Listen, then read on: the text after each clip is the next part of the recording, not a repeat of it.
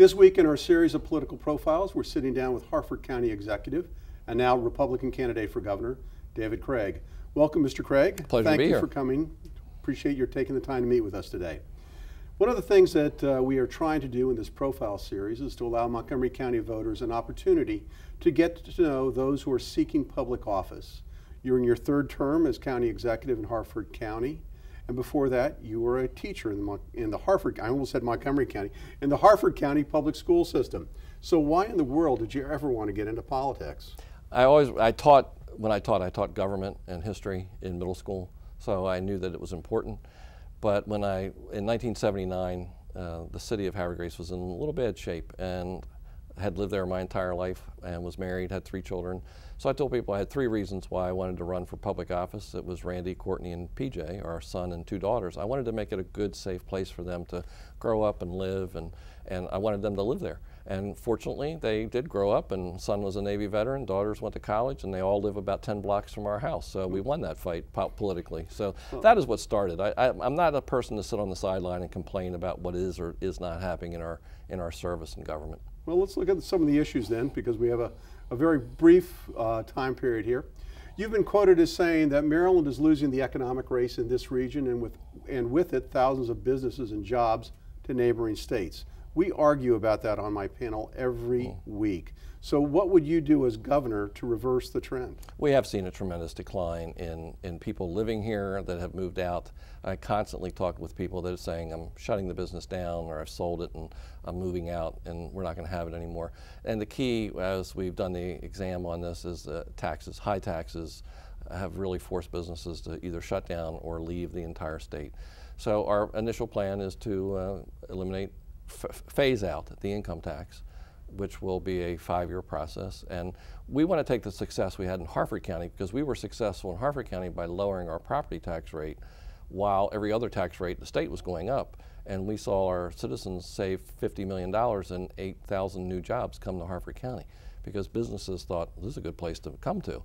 So to be competitive, we need to be able to lower our taxes. And if you look at the 9 states that don't have income taxes, they're red and blue all over the country.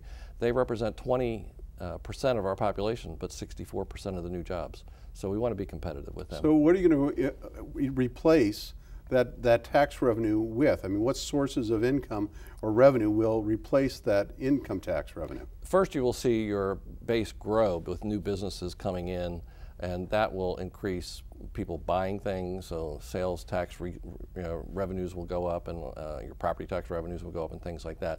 But the second thing is to spend less money. We need to be more intelligent about how we spend it. And we're very proud in Harford County just 2 weeks ago, for the first time in the history of our county, and we're about the same age as Montgomery County, a little bit older, we're 1773.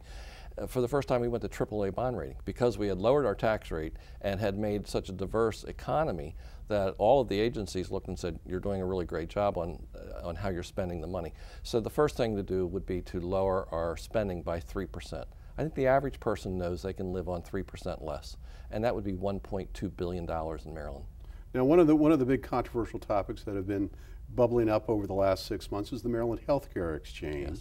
How would you impact the Maryland Healthcare Exchange if you were governor? It was unfortunate that almost $250 million was spent on this new ability to make access to it, and we had enough brokers who are already existing in the state of Maryland who could have done that. We could have told the citizen, we will give you the fund to register with whichever client you want to register to, whichever business you want to register to, and it could have been done quickly.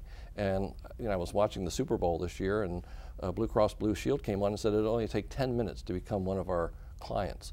These private companies could have taken care of that, so the money could have just shifted from, instead of creating this new bureaucracy that failed pretty badly in the state, we could have let someone who already existed have taken care of that and provided it. Well, one of the other questions related to healthcare is how to attract other healthcare companies and insurance companies into the state. There's a very limited pool of healthcare insurance companies. Yes, there are. So how do you expand the pool because the competition will drive down the cost. Well, and that is one of the things. Better competition does make it so you do bring in more businesses. And I can tell you that I serve on the shock trauma board, so we see it from that side, and my wife serves on the Upper Chesapeake Healthcare Board, so we see the effects of how it's actually handling the hospitals and the doctors who handle this and the nurses. So we do know that more insurance companies could come in. But I have a friend who's on my committee who said, I've just sold my business because it's undermining what we're doing, and they're trying to make this a government-operated agency as opposed to a private-operated agency.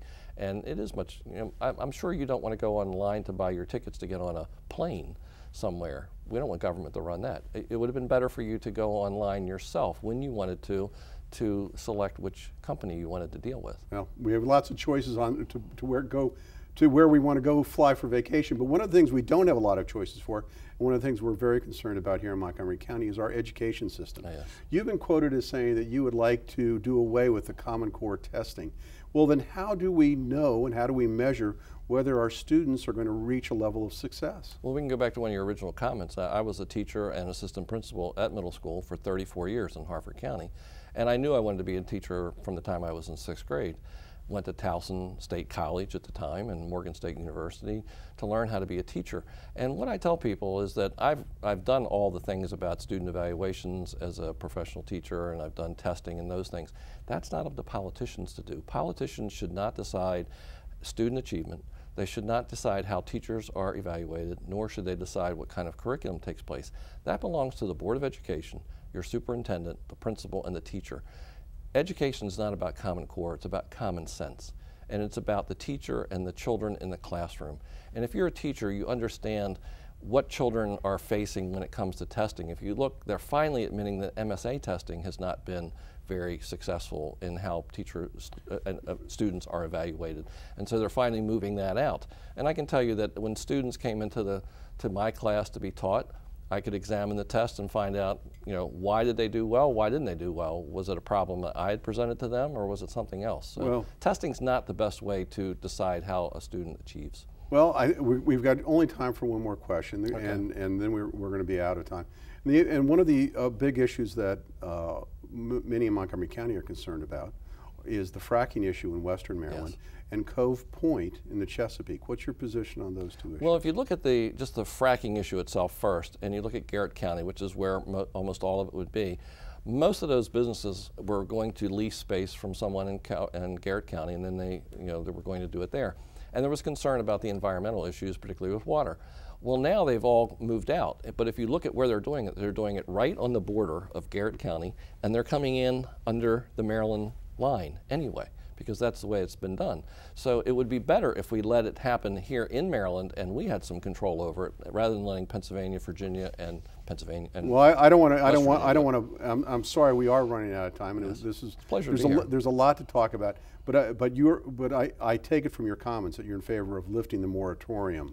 I think we do need to lift the moratorium. Yes. All right. Well, I want to thank you for being here because it's great. It gives me an opportunity to meet the candidates. It's an exciting race. I think we've got a lot of dynamic challengers. I appreciate your taking the time to come here.